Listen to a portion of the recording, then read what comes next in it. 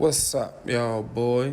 This your boy Marlo, aka Marlo Block, and I'm back at it.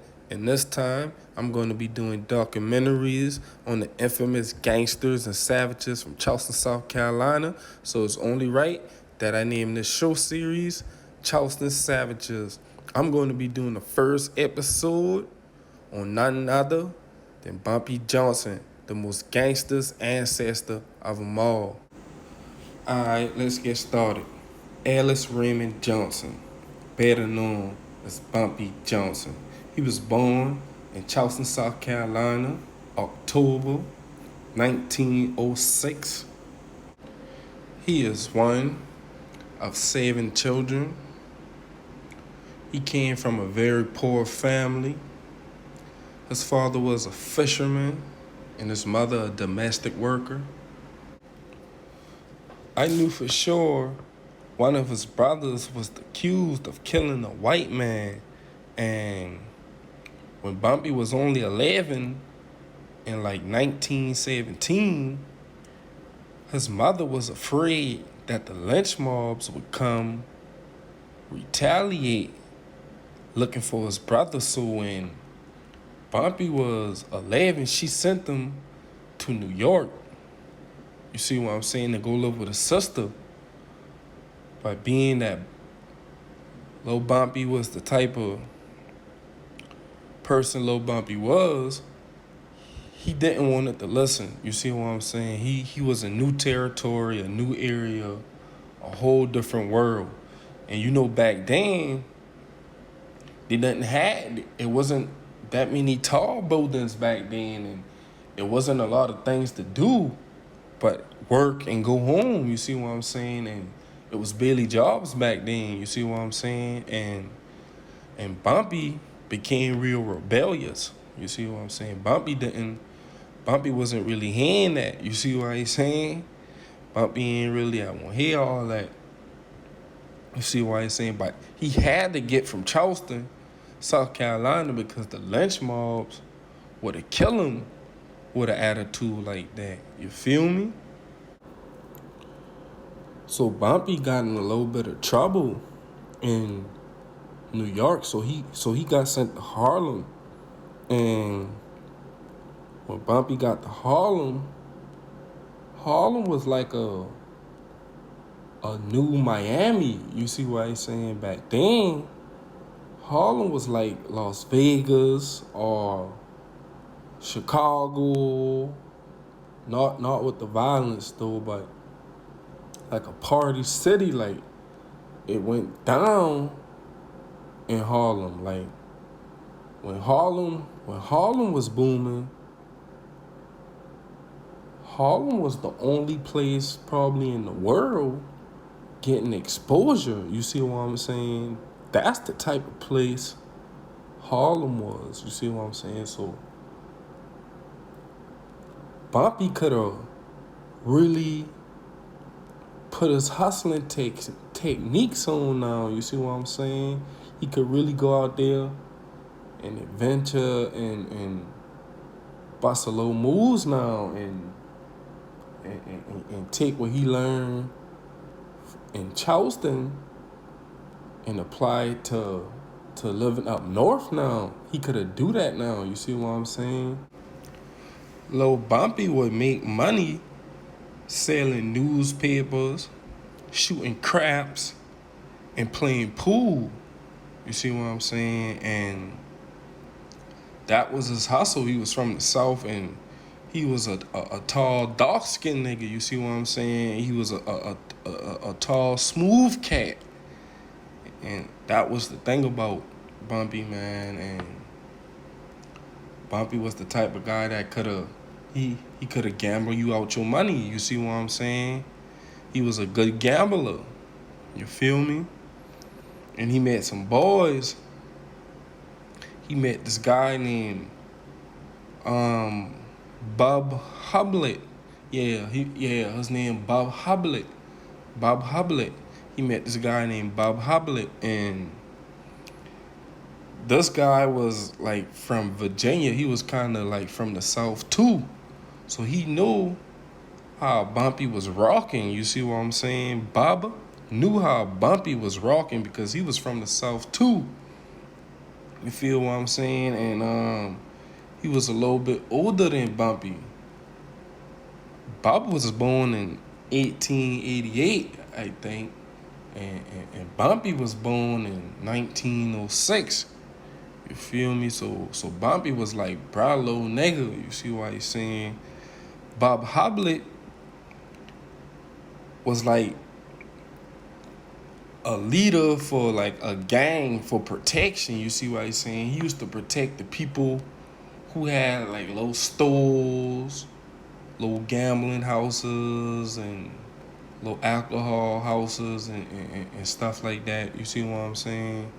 He used to be a protector for them against the lynch mobs. You see what I'm saying? And Bumpy wanted to join this Bob dude and this gang so he could have made some extra money. You see what he's saying? When him selling newspapers, shooting craps and playing pool, he had like 4 different hustles going on. You see what he's saying? That's how Charleston people get down, man. Like when Charleston people go to a different place, it's so rough in Charleston that you just know how to multitask in another place, man. It's kind of like, man, I don't really know how to explain it, man. It's like in Charleston, it's like you ever see 2 birds fly next to each other? You got a big bird and a small bird flying next to each other. The big bird with the wide wings, those wings are moving slow.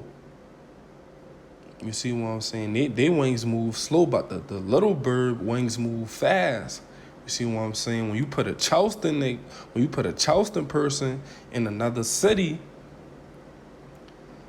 they wings start moving slow, but they going the same speed. You see what I'm saying? But when they in Charleston, their wings moving fast because if you from Charleston, you know how rough it is. You see what I'm saying? But you still going the same speed. But when you move to a different place, the wings moving slower, but you going the same speed. The wings done get a little wider. You see what I'm saying? So Bumpy took all his hustles, and when he joined the gang, he was making a little bit of paper. You feel what I'm saying? Bumpy been getting money to the point where he started to run like his own little territory when it came to protection and having his own little hustle. So he ain't really need Bob no more. And I guess Bob had feel played and Bob had wanted piece of that territory. You see what he's saying? But being that Bumpy was the guy that he was, Bumpy wasn't hearing that. You see what he's saying? Bumpy ain't been hearing that. You feel me? So Bob ain't had no choice but to join teams with Bumpy. You see what he's saying? And that's how they ran their little operation for the next couple years. You dig? That's how they been getting down. A few years later, Bumpy would be escorting his client, a Spanish guy from Spanish Harlem. He would be escorting his client back home or to wherever he was going, and a dude came out the cut holding a gun, and somehow Bumpy did some gangster-ish, and he slashed the guy's face with the knife.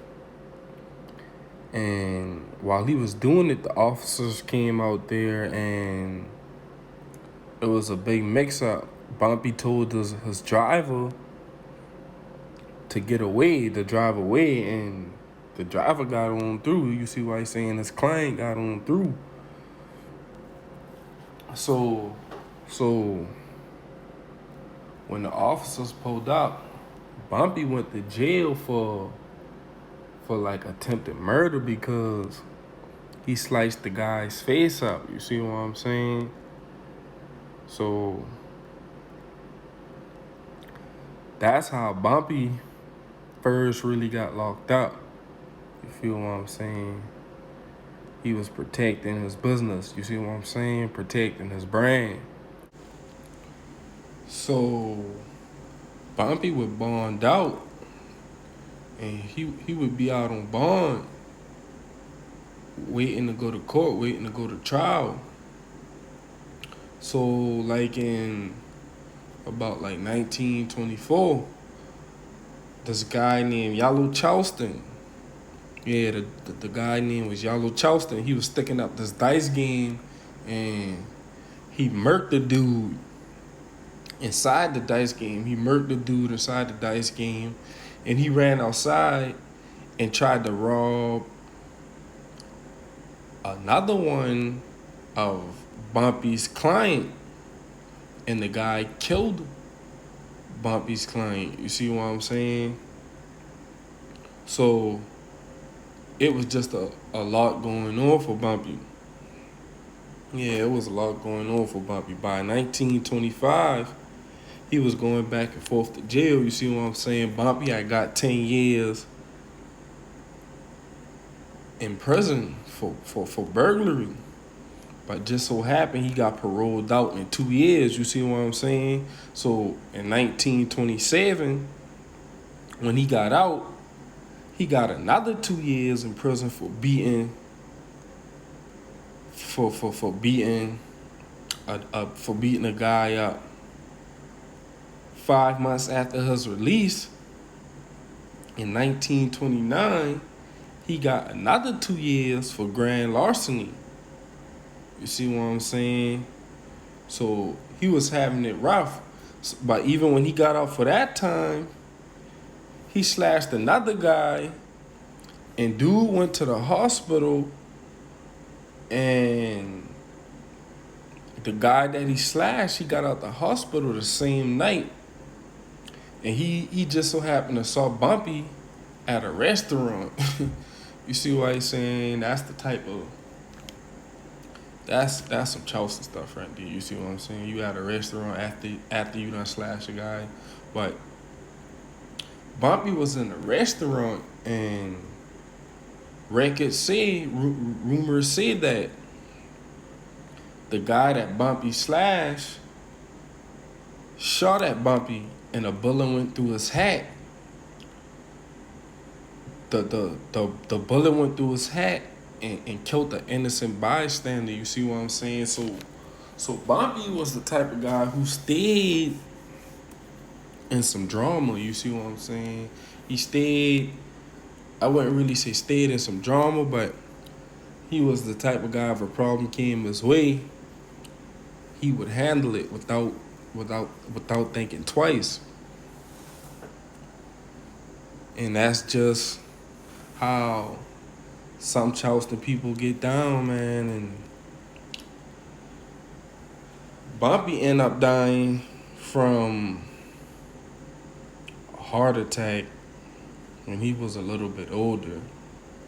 He died like in the 60s or something like that, you know? But yeah, Bumpy was a certified gangster, man. A mob boss, you know?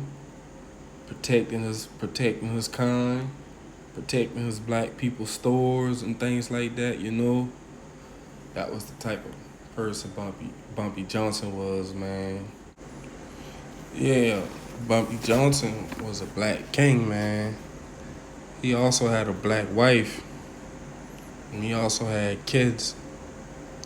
He was a great guy at the beginning of the 1900s. You see what I'm saying? He lived from 1906 to about 1968. He was about 68 when he passed away, around that age right there. But what I learned from Bumpy Johnson is that when you from Charleston or you just from kind of like any place, but I take it as when you from Charleston and you relocate and you isolate yourself from the world, you become your best you. You see what I'm saying? Bumpy Johnson took his aggression, his anger, his intelligence, and he took it up north, and he became someone. He became a legend, and he started off as a savage. You see what I'm saying? R.I.P. Bumpy Johnson. Alright, now that was Bumpy Johnson's story. Right now, I'm about to do some Charleston statistics so I can show my youngins the numbers and the statistics when it comes down to Charleston murders. I'm about to break it down for you, man. But if you like my videos, make sure you leave a comment, subscribe to my YouTube channel, The Sticks Movement, and make sure you share the video, man. Alright. See, people always tell me I talk too much when it comes down to Charleston. But I'm about to break it down for y'all, boy. Alright. It's only about 30,000 blacks inside the Charleston County area. It's 104,000 whites in Charleston and about 4,000 Hispanics in Charleston. The total number of people inside Charleston is 140,000. Remember that. All right. In 2019, it was 82 homicides. Remember that. All right. New Orleans is about 240,000 blacks in New Orleans, 135,000 whites in New Orleans, 21,000 Hispanics in New Orleans. The total number is about 400,000 people all together in New Orleans. In 2019, they had 121 homicides. All right, I had to put it back on Charleston so I could do some comparison. All right, it's only 30,000 black people in Charleston. It's 230,000 black people in New Orleans. New Orleans in 2019 had 121 murders with 230,000 blacks still. Charleston had 82 murders with 30,000 blacks still. You see the difference? New Orleans has 200,000 more blacks than Charleston. Do you see the difference now? You see what I'm saying? If you can say New Orleans is a crazy place with 121 murders in 1 year with 230,000 black people, and blacks, whites, and Hispanics are all doing the killing each other there. If you can say that, if you can say New Orleans is bad, what you think about Charleston with only 30,000 black people there and 82 people getting murdered? And whites and Hispanics don't do the killing here like that. You see what I'm saying? It's all up to you. But Charleston's wicked, man. A small little wicked city. See, now we got Hollywood, Florida. Charleston got 30,000 blacks. Hollywood, Florida got about 34,000 blacks. You see what I'm saying? it was 10 homicides in 2019. You feel what I'm saying? I picked Hollywood, Florida because Hollywood, Florida is little, just like Charleston. You see what I'm saying? It was only 10 murders in Hollywood, Florida. Charleston got 30,000 people, less people than Hollywood, Florida, and experienced 82 murders in 2019. If 82 murders happen in a place like Hollywood, Florida, it would make the news every day like it's going crazy.